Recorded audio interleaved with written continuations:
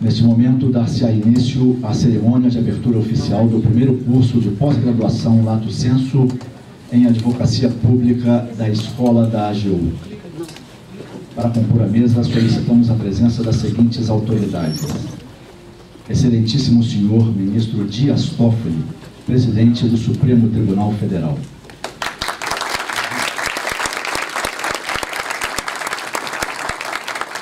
Excelentíssimo Senhor José Levi Melo do Amaral Júnior, Procurador-Geral da Fazenda Nacional. Excelentíssimo Senhor Renato de Lima França, Secretário-Geral de Consultoria e Advogado-Geral da União, substituto. Excelentíssimo Senhor Danilo Barbosa de Santana, Diretor da Escola da Advocacia Geral da União.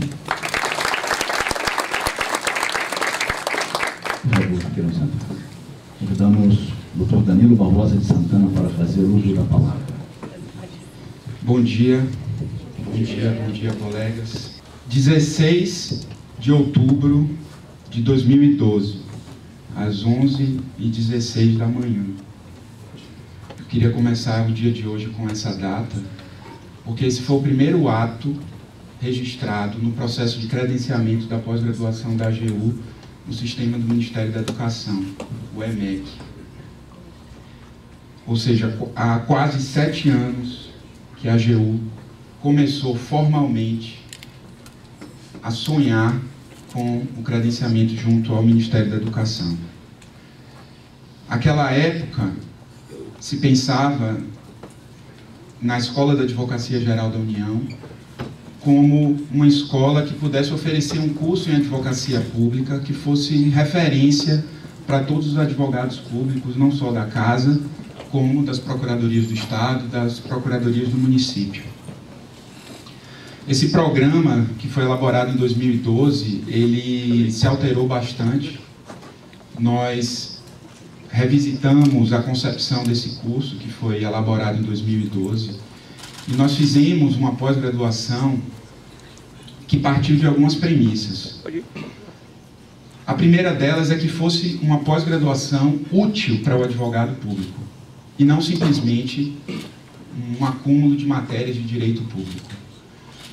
Uma outra premissa se relaciona ao fato de que essa pós-graduação ela não se destina apenas aos advogados da União, procuradores da Fazenda, procuradores do Banco Central e procuradores federais, mas a todos os advogados públicos do Brasil, sejam eles estaduais ou municipais.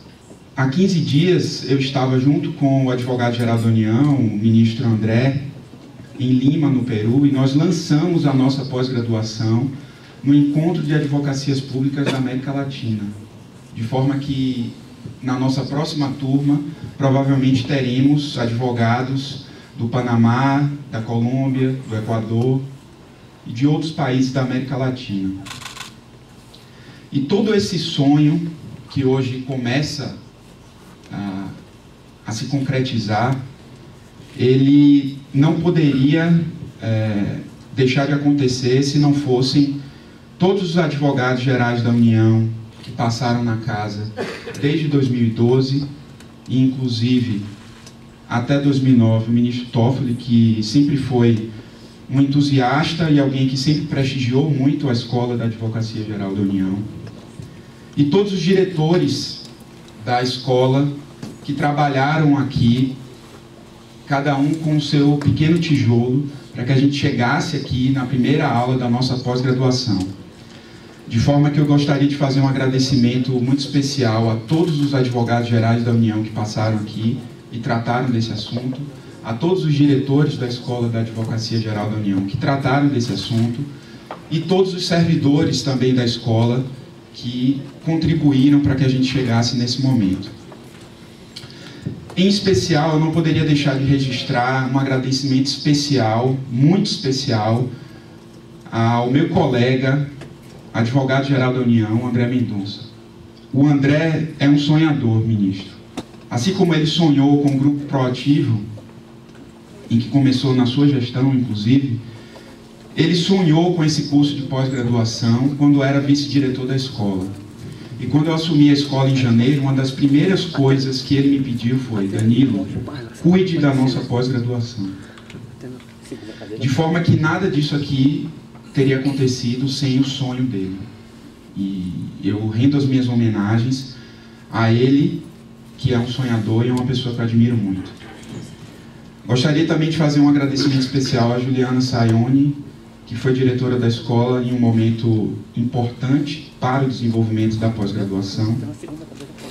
Gostaria de fazer um agradecimento especial ao Vitor Trigueiro, meu colega e amigo, vice-diretor da escola e hoje coordenador da pós-graduação, que não pôde estar aqui porque está em licença de capacitação no Canadá, e a doutora Aline, que também teve uma participação importantíssima na concepção desse curso.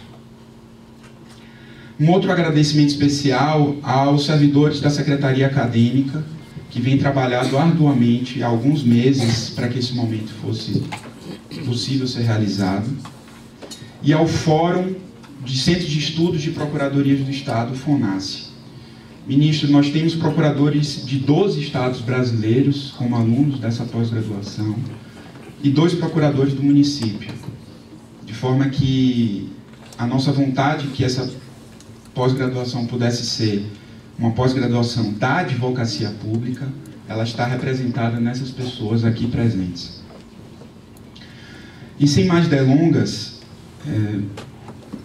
eu, citando o grande Paulo Freire, que acreditava na educação como um instrumento de emancipação, a nossa intenção é que essa pós-graduação seja um instrumento de emancipação da advocacia pública. Essa pós-graduação, ela não é apenas da Advocacia Geral da União. Essa pós-graduação é da advocacia pública, é nossa. E eu espero, do fundo do coração, que vocês aproveitem o máximo possível. Contem conosco e muito obrigado por terem confiado na Escola da Advocacia Geral da União, confiado nessa iniciativa. Eu espero que hoje seja um dia marcante na vida de vocês, porque é um dia muito marcante na escola e muito marcante para a Advocacia Geral da União. Muito obrigado e tenham um excelente dia.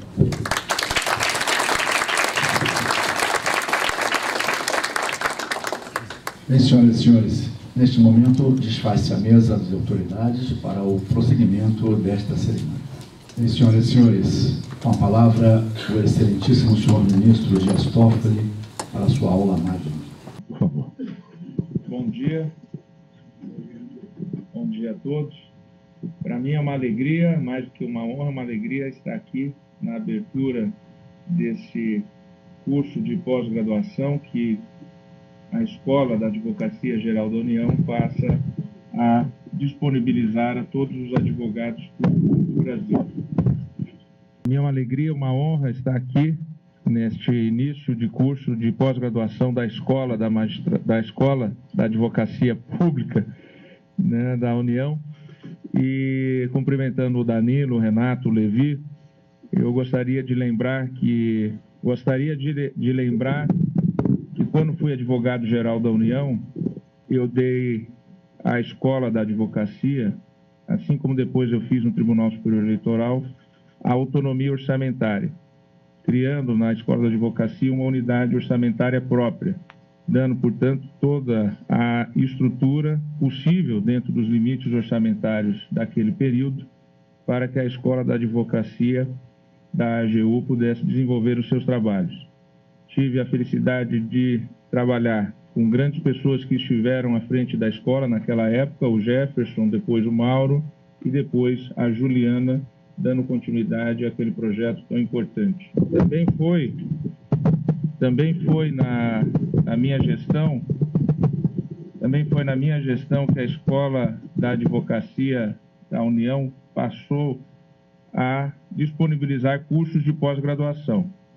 Inicialmente com um convênio com a UNB, no qual foram disponibilizados cursos de pós-graduação lato sensu, e eu também fiz a abertura em 2007 do curso de pós-graduação lato sensu da Advocacia da União, naquela oportunidade no âmbito da própria UNB, mas através também de aulas não presenciais, através de vídeo em todo o Brasil.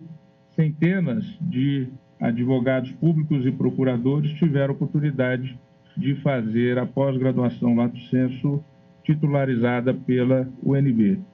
E agora vir aqui, na qualidade hoje de ministro do Supremo e presidente do Supremo Tribunal Federal, para fazer a abertura desse curso oficial reconhecido pelo Ministério da Educação, de pós-graduação da própria Escola da Advocacia, com esse âmbito de abrangência para toda a advocacia pública brasileira, e não só brasileira, mas também do âmbito da América Latina, é algo realmente que muito nos orgulha a todos nós que trabalham no Estado brasileiro. Parabéns ao André, parabéns ao Renato, parabéns à Escola Danilo, parabéns a todos que trabalharam nesse tão importante projeto para que hoje possamos estar aqui dando início a esse curso. O tema que me coube tratar aqui é a advocacia pública no Brasil, passado, presente e futuro. Nas origens mais remotas da advocacia pública no Brasil, identifica-se a adoção do modelo português, caracterizado pela concentração da função de defesa do Estado com a iniciativa para a ação penal pública e a fiscalização da lei. Conforme já anotou Mário Bernardo Sestra, a raiz desse modelo está na figura dos procuradores del Rei, criados por Dom Afonso III em 14 de fevereiro de 1289. Esses agentes atuavam principalmente na advocacia de Estado, exercendo a iniciativa para a ação penal em casos de crime que fossem cominada pena pecuniária em favor da coroa. O modelo de cumulação de funções vigorou do Brasil colônia, após o descobrimento, evidentemente, da coroa portuguesa, o Brasil Império e o Brasil República até a Constituição de 1988 e até um pouquinho mais. Essa função dúplice que tinha o Ministério Público ou o advogado do rei. Por quê? Porque exatamente ele fazia a defesa do Estado, a defesa do rei, a defesa da coroa e cobrava os impostos da coroa e acionava criminalmente aqueles que tivessem cometido algum delito contra as leis do reino, as leis da coroa. Não é por acaso que até hoje o Ministério Público se senta à direita nos tribunais dos presidentes dos colegiados. Essa é a função.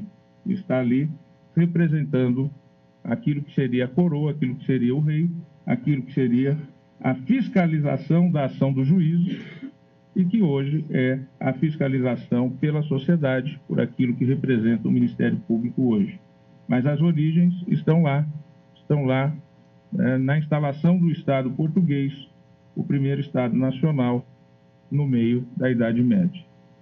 Esse modelo de cumulação vigorou, então, no Brasil até a Constituição de 88. Também em relação à defesa da Fazenda Pública Federal, desde 1909 já havia sido criada a Procuradoria-Geral da Fazenda Nacional, então Fazenda Pública, e até a Constituição de 88, sem o exercício da função judicial, apenas o exercício da função consultiva. A partir de 1988, que passou a ter a Procuradoria da Fazenda Nacional o poder de acionar na Justiça em substituição ao Ministério Público as cobranças dos tributos em nosso país.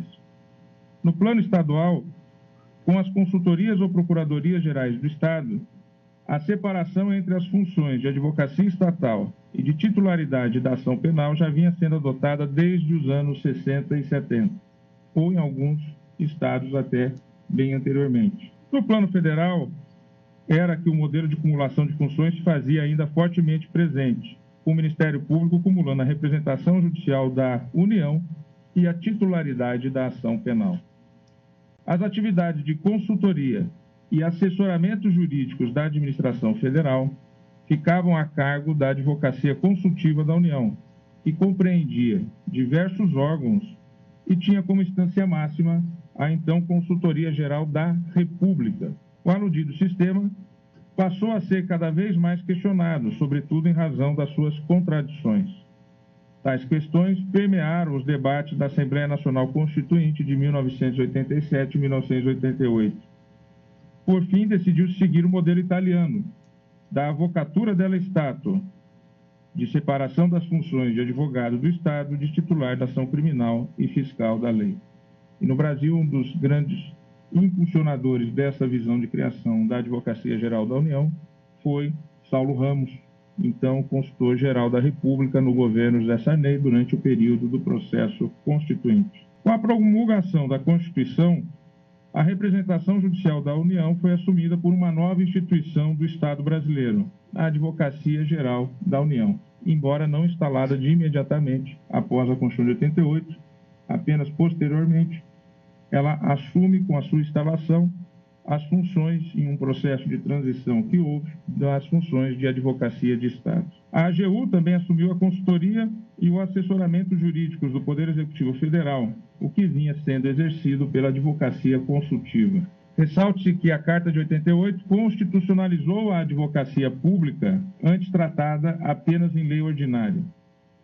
A Constituição de 1988, e isso é importante, sempre destacava isso quando era advogado-geral da União, mas também já como julgador no Supremo Tribunal Federal em casos envolvendo procuradorias de Estado, que a Constituição de 1988 inseriu a advocacia pública no título 4, que trata da organização dos poderes.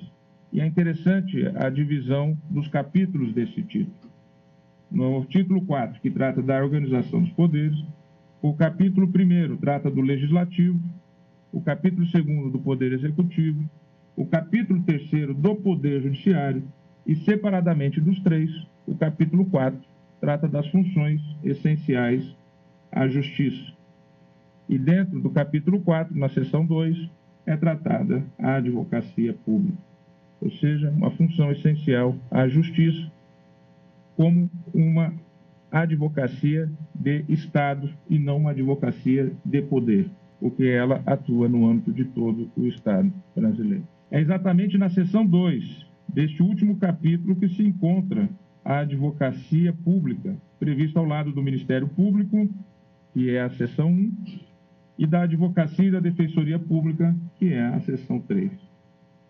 Vê-se, portanto, que os órgãos que exercem a advocacia pública no Brasil são autônomos, não estão vinculados a nenhum dos três poderes, apesar de suas atribuições compreenderem a representação em juízo de todos os poderes. E é sintomático que na lei que organiza o Poder Executivo, a Advocacia Geral da União não está no organograma. Quem está no organograma é o Advogado-Geral da União. Integra o Executivo Federal, o Advogado-Geral da União. Esta foi a solução jurídica pensada pela doutora Jovita, exatamente na linha de se ter que a advocacia pública era uma advocacia de Estado e não uma advocacia de um dos poderes. É exatamente por isso que nós temos na Lei de Organização do Poder Executivo o advogado-geral como integrante do Poder Executivo e não a Advocacia Geral da União. Não estão vinculados a nenhum dos três poderes, apesar de suas atribuições compreenderem a representação em juízo de todos os poderes. Quando há uma licitação contestada em juízo, feita em algum tribunal do país, quem vai advogar é exatamente a Advocacia da União. E uma questão que se apontava à época que eu era o advogado-geral da União era a questão relativa aos conflitos entre órgãos do próprio Estado, que às vezes aconteciam. E aí, nesse sentido, nós criamos, naqueles que tinham maiores demandas, como o Tribunal de Contas da União, e depois, em convênios com a própria Câmara e o Senado, as consultorias e advocacias para os escritórios avançados dentro do TCU, melhor dizendo, os escritórios avançados dentro do Tribunal de Contas da União, que existe até hoje, exatamente para executar as decisões que lá eram proferidas e que, na época, em razão de não se ter esse escritório, o então presidente do TCU, Biratã Aguiar, que era oriundo da Câmara dos Deputados, fora parlamentar por diversos anos, propunha uma proposta de emenda constitucional criando a advocacia do Tribunal de Contas da União. E estava para ser aprovada essa PEC, essa proposta de emenda constitucional, quando então estabelecemos esse convênio com o Tribunal de Contas da União, criando o escritório avançado junto ao Tribunal de Contas da União para a execução das decisões e deliberações daquele tribunal. E no momento em que há algum tipo de choque, por exemplo, entre a presidência de um tribunal regional e a posição da União, o que nós passamos a fazer? A designar advogados ad hoc para que atuassem, então, na defesa daquele órgão específico que estivesse tendo algum tipo de conflito com a União. E, nesse sentido, com toda a autonomia para que o advogado ad hoc atendesse exatamente o acompanhamento daquela ação para que não houvesse a necessidade de o órgão vir a contratar um advogado privado ou atuar de alguma forma com uma advocacia pro bono de algum advogado privado.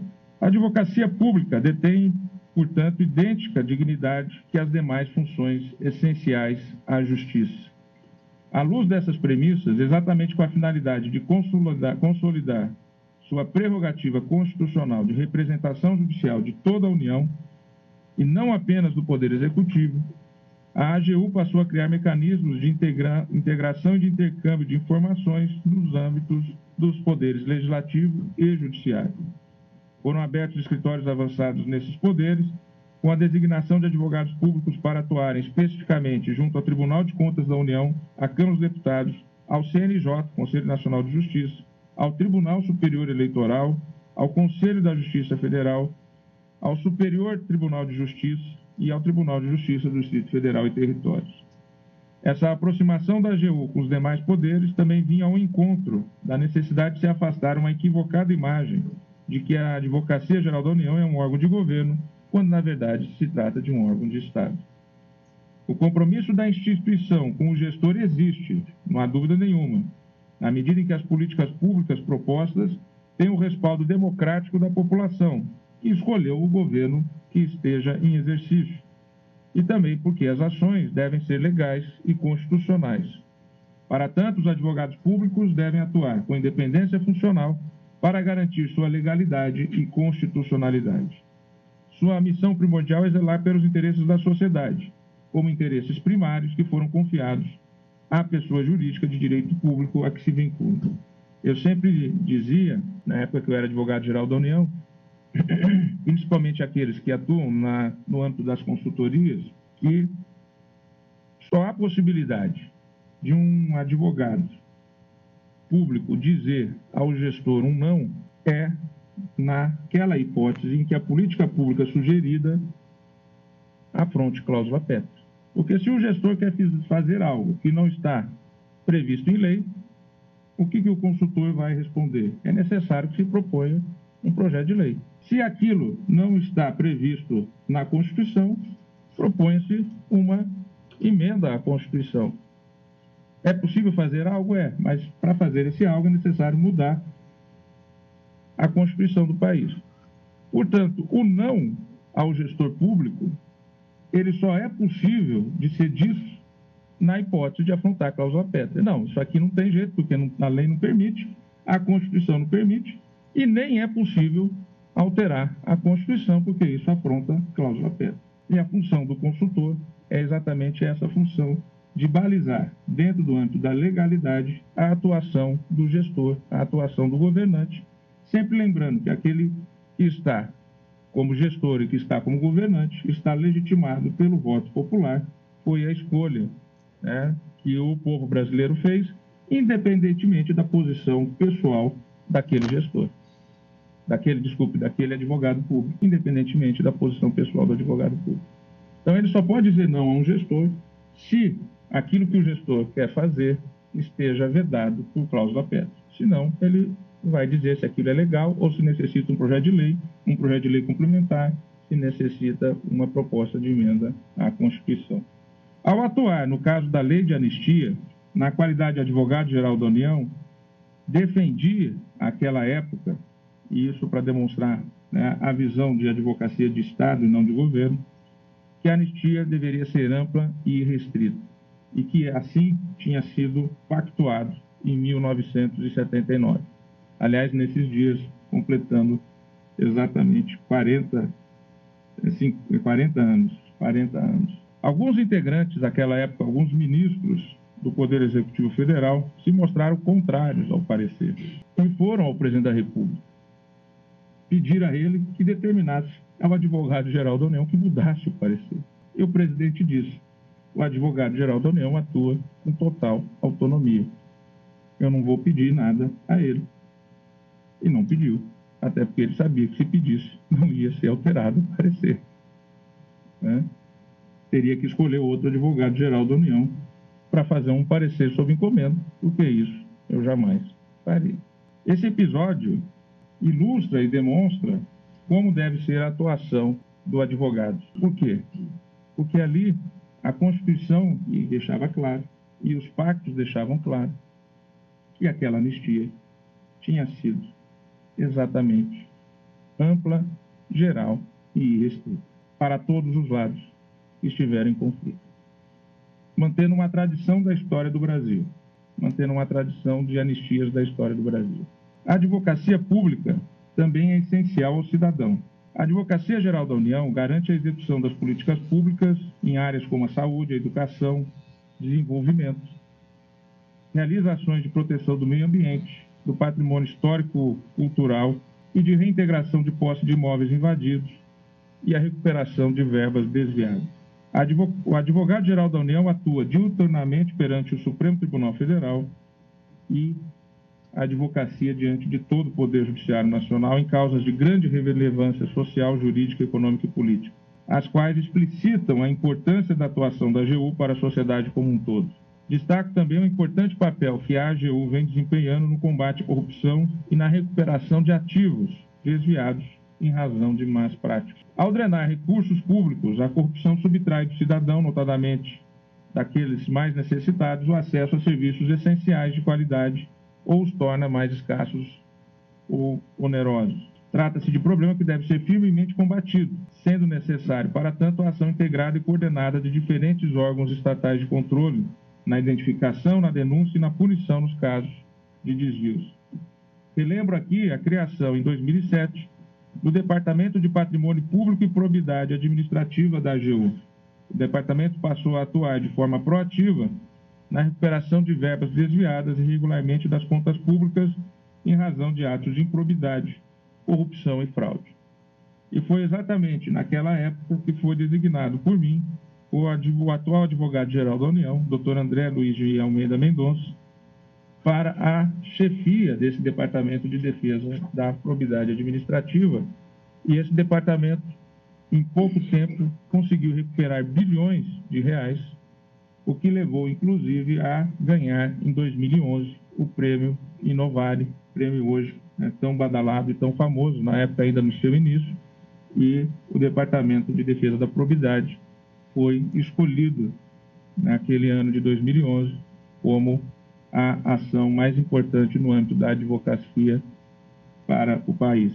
E também é importante destacar que essa criação também respondeu, em grande parte, uma necessidade que se tinha na advocacia pública como um todo. Porque o advogado público, ele recebia, todos os advogados públicos no Brasil, todos os advogados recebiam as intimações, citações e os prazos de defesa. E aí é natural que quem tem um prazo para fazer uma defesa e tem um prazo maior para entrar com uma ação, ele se dedica a que prazo? Aquele prazo fatal da defesa, porque o prazo para entrar com uma ação é muito mais elástico do que o prazo da defesa. Só que a bandeja de entrada de prazo para a defesa, ela é infindada. O que acontecia? Não se entrava com a ação. Então, o que foi feito na minha gestão? Nós separamos a advocacia que faz a defesa da advocacia que irá propor as ações. Porque não havia esse tipo de gestão até então, do ponto de vista de separar advogados para atuar na elaboração das ações, sem ter o ônus de fazer defesa, sem ter o ônus de dar cabo das intimações e citações que chegam e que têm prazos fatais para atuação e juízo. Pois bem, a AGU, em esforço conjunto com a CGU, a Controladoria Geral da União, também tem se notabilizado atualmente no cenário de combate à corrupção por impulsionar a celebração de acordos de leniência, os quais têm viabilizado não somente o ressarcimento de valores aos cofres públicos, mas também ajudado nas investigações. Por tudo isso, saúdo e parabenizo o advogado-geral da União, que tem tornado a recuperação de ativos desviados em esquemas de corrupção uma das prioridades de sua gestão. É importante pensarmos no futuro. As instituições essenciais à justiça e ao Estado Democrático de Direito devem estar preparadas para enfrentar os desafios deste século XXI e desse mundo em transformação, caracterizado por mudanças que ocorrem em velocidade cada vez mais acelerada e pelo aumento da conflitualidade social. Para fazer frente a esse cenário, é preciso dinamismo, criatividade e inovação permanentes. É necessário privilegiar instrumentos céleres e econômicos de resolução de conflitos sociais, capazes de, a um só tempo, resguardar os direitos das pessoas envolvidas e promover a segurança jurídica. É preciso também focar em soluções que tragam maiores resultados, com menos custos, sempre com total respeito às normas constitucionais e legais. Eficiência e racionalização devem ser as palavras de ordem. Precisamos definitivamente transitar da cultura do litígio para uma cultura de pacificação. A mentalidade adversarial, infelizmente, ainda presente na administração pública, e não só na administração pública, mas em toda a cultura brasileira. Eu sempre digo, seja em palestras ou debates no âmbito público e no âmbito privado, que a sociedade brasileira ela se acostumou à seguinte situação: se um dirigente, seja público, seja na empresa privada, tem algum problema, ele não sabe como resolver, o que ele faz? Manda para o jurídico, né? Chega no jurídico, o jurídico o que faz? Transforma aquilo numa ação judicial. Quem passa a ser o gestor público, quem passa a ser o gestor privado, passa a ser o juiz. E as pessoas abrem mão da sua responsabilidade. Essa é a cultura no Brasil, que leva a essa imensa litigiosidade, seja no setor privado, seja no setor público. Por isso que, ainda no âmbito da área da educação, logo que entrei no Conselho Nacional de Justiça, presidência do Supremo Conselho Nacional de Justiça, em setembro do ano passado, o CNJ propôs ao Conselho Nacional de Educação que tornasse obrigatório para os cursos de direito as disciplinas de mediação e conciliação, o que ainda no ano de 2018 foi aprovado, e desde este ano de 2019, as disciplinas de mediação e conciliação passaram a ser disciplinas obrigatórias no curso de direito. Vejam, apenas no ano de 2019, essas disciplinas passaram a ser obrigatórias. Eu passei 5 anos na Faculdade de Direito sem nunca ouvir falar em conciliação e mediação. Nunca. Nenhum professor de processo, nenhum professor de nenhuma matéria, nenhuma disciplina falavam de mediação ou conciliação. No máximo se citava a arbitragem, mas a arbitragem prevista dentro do próprio CPC, o juízo arbitral. O juízo arbitral previsto dentro do próprio Código de Processo Civil. Então vejam, essa cultura, né, ela tem que ser modificada e estamos a modificá-la. É uma questão de introjetar, né, e a partir dos bancos escolares, de que existem outras formas de gerir os conflitos, que não só levá-los para o judiciário.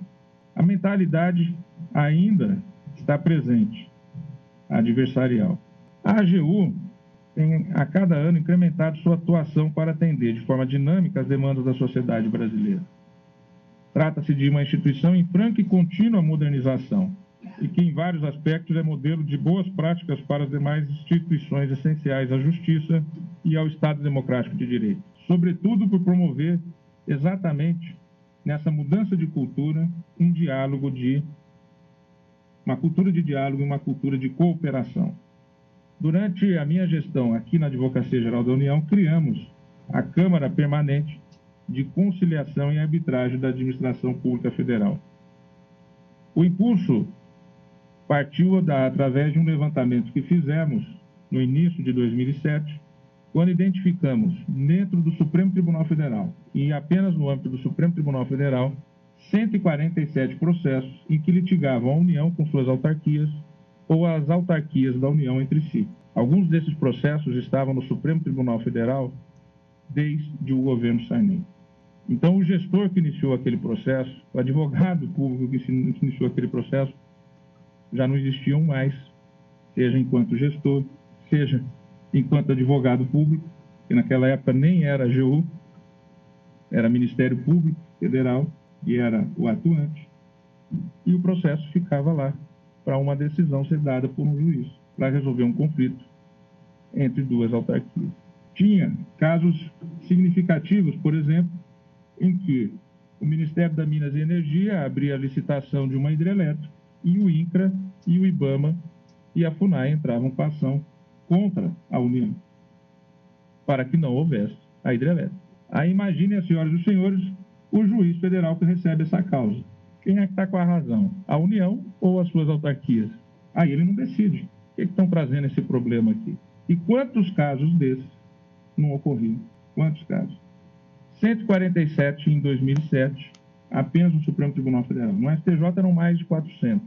Com a criação das câmaras, foram resolvidos, no âmbito do Supremo e do STJ, em 2 anos, casos que envolviam um montante de 2 bilhões de reais. 2 bilhões de reais. E que estavam parados em discussões. Caixa Econômica contra o NB, INSS contra a Caixa Econômica, a União, às vezes, como interessada. Tudo isso sendo jogado para o Judiciário decidir e os gestores passando. A Câmara consolidou-se como instância extrajudicial de solução de controvérsias entre os entes públicos, evitando a judicialização e, principalmente, assegurando maior celeridade e efetividade na concretização de políticas públicas, muitas vezes paralisadas por divergências em âmbito administrativo. E essa experiência acabou por inspirar a própria legislação hoje vigente no Brasil. O novo Código de Processo Civil, a Lei 13.105 de 2015, no seu artigo 174, e a Lei de Mediação, a Lei 13.140 de 2015, em seu artigo 32, determinam que a União, os Estados, o Distrito Federal e os municípios criem câmaras de mediação e conciliação com atribuições relacionadas à solução consensual de conflitos no âmbito de suas respectivas administrações, o que já existia no âmbito da Advocacia Geral da União, serviu de modelo para todo o Estado brasileiro. A adoção de meios adequados de solução de controvérsias deve ser incentivada também no campo tributário. O Levi sabe bem disso, que já discutimos isso, já de muito tempo. Temos essa discussão no âmbito tributário também, de se estabelecer a possibilidade da conciliação. Basta lembrar que 30% de todos os processos que correm na Justiça brasileira são de execuções fiscais.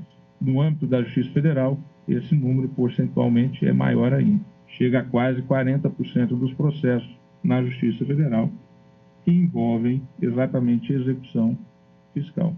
A demora no julgamento desses processos gera custos recíprocos ao Estado e aos contribuintes. Não podemos confundir observância ao princípio da legalidade com excesso de procedimentos, exageros de burocracia e distanciamento entre fisco e contribuinte na solução de eventuais conflitos. Nesta acepção, observa o princípio da legalidade tributária. Observado o princípio da legalidade tributária, outros meios de solução das controvérsias, além do judicial, podem ser encarados como uma forma de consentimento da tributação. Nesse cenário, é digno de destaque o regime diferenciado de cobrança de créditos, o RDCC, instituído pela Procuradoria-Geral da Fazenda Nacional, que busca tornar mais eficiente a recuperação dos créditos inscritos na dívida ativa da União.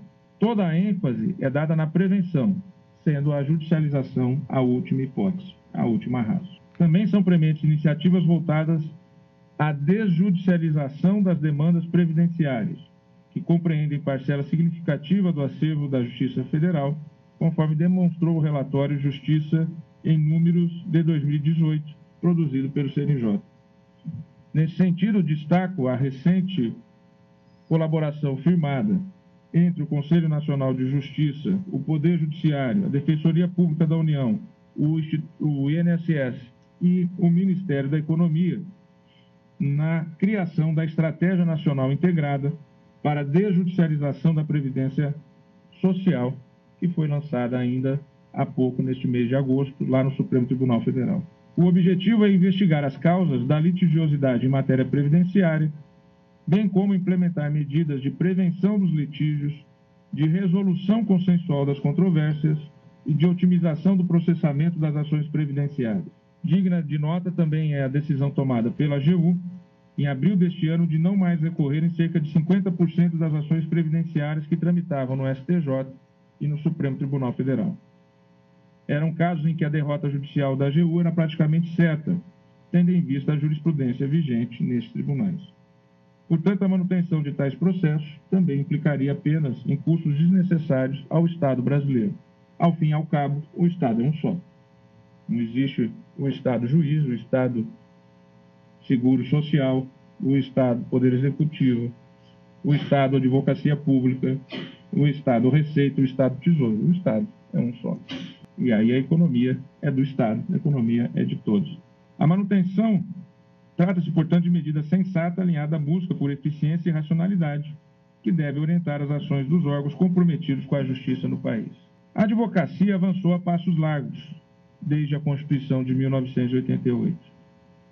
A cada ano, a Advocacia Geral da União tem incrementado sua atuação para atender de forma dinâmica as demandas da sociedade brasileira, seja na atuação consultiva, ao garantir a legalidade e a constitucionalidade dos atos e das políticas públicas, ou na atuação contenciosa, ao defender a União na justiça. Atuando em causas de enorme impacto socioeconômico, a AGU vem sendo responsável pela arrecadação e pela economia de bilhões de reais a cada ano do poder público. Ao evitar perda de receita, ao cobrar impostos atrasados e ao recuperar dinheiro público desviado, a AGU apresenta-se como parceira singular dos três poderes e do cidadão, sem falar ainda no trabalho da consultoria, que eu sempre digo o seguinte: é incomensurável um parecer que evita que algo seja feito de maneira incorreta e aquilo, se fosse feito, traria algum tipo de prejuízo ou algum tipo de dano à sociedade e ao patrimônio público.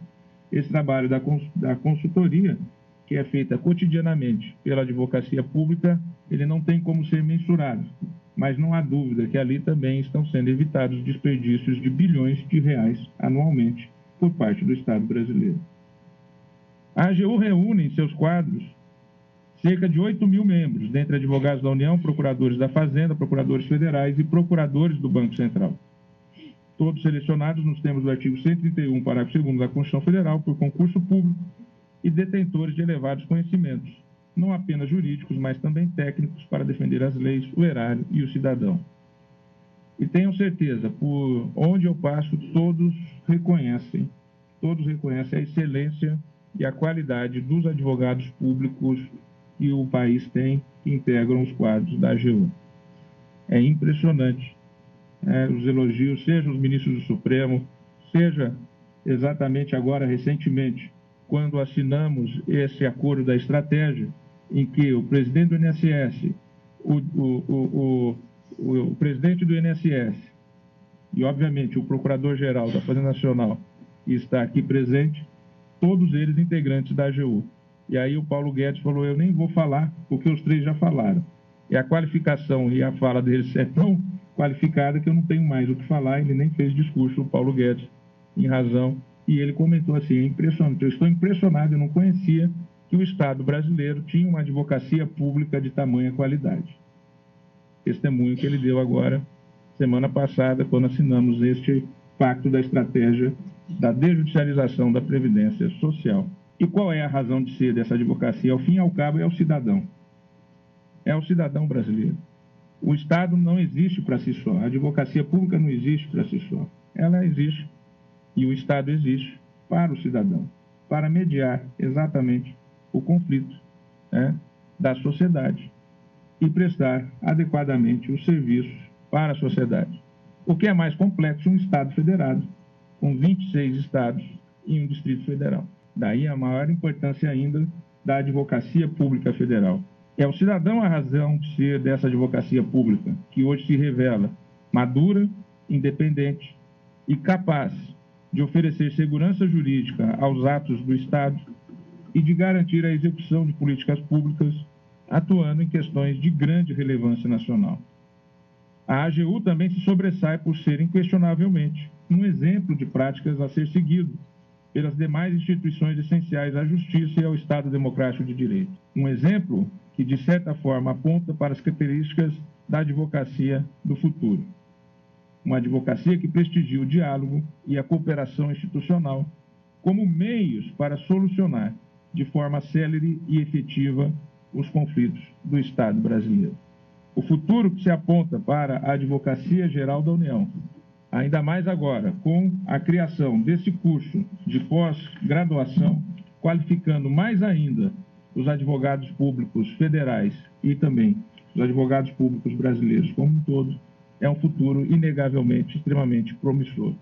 É uma carreira hoje reconhecida nacionalmente, é uma carreira hoje que tem um status e uma função na sociedade brasileira, reconhecida não só dentro do Estado, mas socialmente, reconhecido pela imprensa brasileira, reconhecida pela sociedade brasileira e cada vez mais reconhecido pelo cidadão brasileiro.